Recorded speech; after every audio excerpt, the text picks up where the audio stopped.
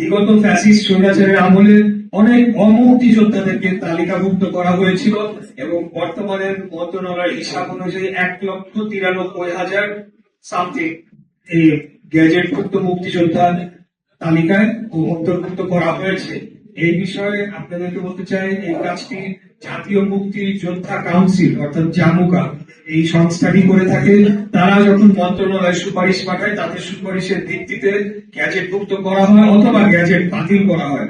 আমরা মাত্র 30 দিন হলো আমরা সরকার গঠন করেছি, তো এর মধ্যে বেশ কয়েকটি আবেদন এসেছে, কয়েকটি গ্যাজেট বাতিলও করা হয়েছে এবং 2-1 জনকে অন্তর্ভুক্ত করা হয়েছে। তো আমরা বলতে চাই যে আগামী দিনে অবশ্যই আমরা এই বিষয়ে জোরালো পদক্ষেপ নেব, কারণ আমরা মনে করি যে মুক্তিযুদ্ধের তালিকায় অন্তর্ভুক্ত করার মাধ্যমে মহান মুক্তিযুদ্ধকে অপমানিত করা হচ্ছে, মুক্তিযোদ্ধাদেরকে অপমানিত করা হচ্ছে, তাদেরকে এক প্রকার হেয় প্রতিপন্ন করা হচ্ছে এবং মুক্তিযোদ্ধাদের নামের আগে মুক্তিযোদ্ধা শব্দটির আগে ভুয়া শব্দটি যুক্ত হয়ে গিয়েছে, যেটা আমি একজন মুক্তিযোদ্ধার সন্তান হিসেবে কোনোদিনও মনে করি না যে এটাকে প্রশ্রয় দেওয়া উচিত। আমরা আমাদের যে মাননীয় মন্ত্রী মহোদয়ের সাথে এই বিষয়ে কথা বলেছি। আমাদের মাননীয় প্রধানমন্ত্রী উনি নিজেও একজন মুক্তিযোদ্ধার শুধু সন্তান নয়, স্বাধীনতার ঘোষকের সন্তান। তাই আমরা এই বিষয়ে অবশ্যই সিরিয়াসলি আগামী দিনে কাজ করে যাব। আমি ক্ষমা চেয়ে নিচ্ছি। যারা শহীদ রাষ্ট্রপতি জিয়াউর রহমানের ঘোষণা শুনেছেন, ওনার সাথে রাজনীতিও করেছেন, জীবদ্দশা ওনাকে দেখেছেন, তাই আসলে আমার পক্ষে ওনাদের সামনে শহীদ রাষ্ট্রপতি জিয়াউর রহমানের ইতিহাস নিয়ে আসলে কথা বলাটা সমীচীন নয়। আমি আমার জেনারেশনের পার্সপেক্টিভ থেকে, দৃষ্টিকোণ থেকে শহীদ রাষ্ট্রপতি জিয়াউর রহমানকে আমরা কিভাবে দেখি সেই বিষয়ে কিছু বলতে চাই এবং সমসাময়িক কিছু বিষয় উঠে এসেছে সেই বিষয়ে একটি কথা বলতে চাই। আমার বাবা বীর মুক্তিযোদ্ধা ছিলেন জনাব সাদেক হোসেন মোকা, এবং ওনার বেশ কিছু মুক্তিযুদ্ধ সম্পর্কিত বক্তব্য এবং আলাপচারিতা আমি বিভিন্ন সময় শহীদ রাষ্ট্রপতি জিয়াউর রহমানের কথা জানতে পেরেছি।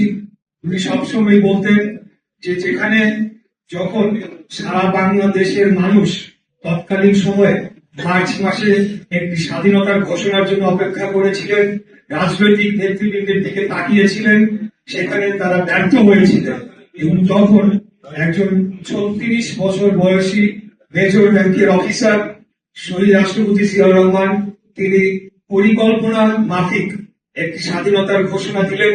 তিনি কালুরঘাট বেতার কেন্দ্র সেটিকে নিয়ন্ত্রণে নিয়েছিলেন। তো ওনার ঊর্ধ্বতন যে পাকিস্তানি অফিসার তাদেরকে তিনি বন্দী করেছিলেন এবং সেখান থেকে যে ঘোষণা দিয়েছিলেন সেটি ছিল আমার বাবার ভাষায় যে একটা পরিপূর্ণ স্বাধীনতার ঘোষণা, যেখানে তিনি নিজেকে রাষ্ট্রপতি হিসেবে ঘোষণা দিয়েছিলেন। তিনি বিশ্বের অন্যান্য দেশগুলোর কাছে তিনি সহযোগিতা চেয়েছিলেন, অস্ত্র চেয়েছিলেন এবং যুদ্ধের জন্য সারা বাংলাদেশের সকল সশস্ত্র বাহিনী, তৎকালীন ইপিআর এবং অন্যান্য পুলিশ বাহিনী সহ সকল যে বাহিনী রয়েছিলেন তাদেরকে মুক্তিযুদ্ধের আহ্বান জানিয়েছিলেন। সেই আহ্বান যখন বাংলাদেশের সাধারণ মানুষের কানে পৌঁছালো, আপনারা নিশ্চয়ই কি নাম আমাকে আজারের পরে বক্তব্য দিব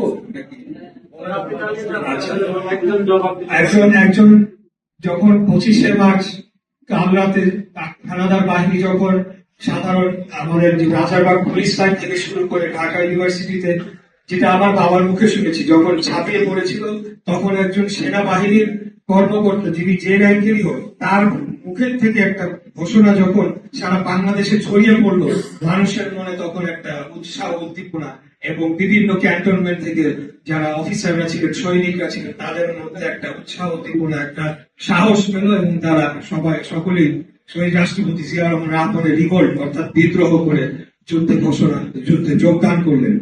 আরেকটি বিষয় উনি সবসময় উল্লেখ করতেন যে একজন সেনা অফিসারের রিভোল্ট অর্থাৎ বিদ্রোহ করা অর্থাৎ নির্ঘাত কোর্ট মার্শালের মাধ্যমে মৃত্যুদণ্ড, এটা জেনে শুনেও উনি 36 বছর বয়সে এরকম একটি সিদ্ধান্ত নিয়েছিলেন, এরকম একটি ঘোষণা তিনি ড্রাফট করে সেটি দিয়েছিলেন।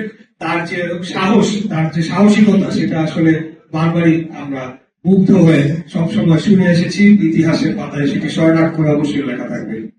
আমি আরেকটি ছোট্ট ঘটনা ছোট্ট না, আমরা এখানে আলোচনায় উঠে এসেছে যে বিগত ফ্যাসিস্ট স্বৈরাচারের আমলে 2021 সালের সম্ভবত শহীদ রাষ্ট্রপতি জিয়া রহমান ওনার যে খেতাব বীরুত্তর, সেই খেতাবটি কেড়ে নেওয়ার একটি আলোচনা তখন সামনে এসেছিল, যেটি পরবর্তীতে বাস্তবায়ন হয় নাই। কিন্তু তৎকালীন মুক্তিযুদ্ধ বিষয়ক মন্ত্রী, এখন সম্ভবত জেলে আছেন, আকম মোজাম্মেল হক, তার নির্দেশনায় জাতীয় মুক্তিযোদ্ধা কাউন্সিল জামুকা, আমার যতটুকু মনে পড়ে খবরের কাগজে, তখন এই বিষয়টি উত্থাপন করা হয়।